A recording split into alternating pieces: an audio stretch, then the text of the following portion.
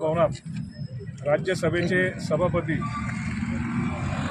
यांचा अवमान तृणमूल काँग्रेसचे खासदार कल्याण बॅनर्जी करत असताना राहुल गांधी त्याचं चित्रण करत होते। अशी दुर्दैवी परिस्थिती या देशाने बघितली आणि भारतीय जनता पार्टीतर्फे या दोन्ही वीरांचा निषेध आज चांदोडमध्ये करण्यात आला। एक प्रकारे हा लोकशाहीचा जो उपमर्द काँग्रेस आणि इंडिया आघाडीने लावलेला आहे तो लोकांच्या समोर आणण्यासाठी हे आंदोलन आज जिल्ह्याच्या वतीने नाशिक उत्तर जिल्ह्याच्या वतीने जिल्हा अध्यक्ष शंकरराव वाघ यांच्या नेतृत्वामध्ये करण्यात आलं। सर्व कार्यकर्ते पदाधिकारी या आंदोलनात सहभागी झाले। या आंदोलनाच्या माध्यमातून आम्ही या इंडिया आघाडी आणि देशविघातक शक्तींना एक संदेश देतो आहे का इथून पुढे जर आपण अशीच अवहेलना या लोकशाहीची करत राहिली तर भारतीय जनता पार्टी मुकुटपणे सहन करणार नाही।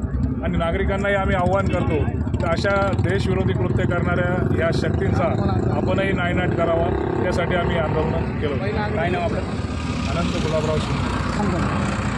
कांद्याच्या संदर्भात आपलं काय मत आहे साहेब? कांद्याची जी निर्यात बंदी केलेली आहे शासनाने त्याच्या वेळेला म्हणजे तुमचं मत काय? मत आमचं मत असं आहे, आमच्या ज्या नेता आहे भारतीताई पवार या निर्यात बंदीसाठी आग्रही असून त्या वरिष्ठांच्या संपर्कात आहे आणि लवकरच ही निर्यात बंदी व्हावी अशी आमची सर्व कार्यकर्त्यांची इच्छा आहे। साधारणतः किती दिवस लागतील ही निर्यात बंदी उठायला? 8 दिवस लवकरात लवकर। नाही, आता हा दिवसाचा प्रश्न विचारणं योग्य आहे का? नाही किती दिवसात म्हणजे डॉक्टर बी नाही सांगू शकत किती दिवसात बरं होईल। आता प्रयत्न चालू आहे, लवकरात लवकर ही बंदी उठावी असा सगळ्यांचा प्रयत्न आहे आणि आमच्या नेत्या भारतीताई पवार ह्या त्या संपर्कात असून एकदम याच्यानी पाठपुरावा करत आहे। लवकरात लवकरच सर्व शेतकऱ्यांना दिलासा मिळावा अशी आमची सर्वांची अपेक्षा आहे।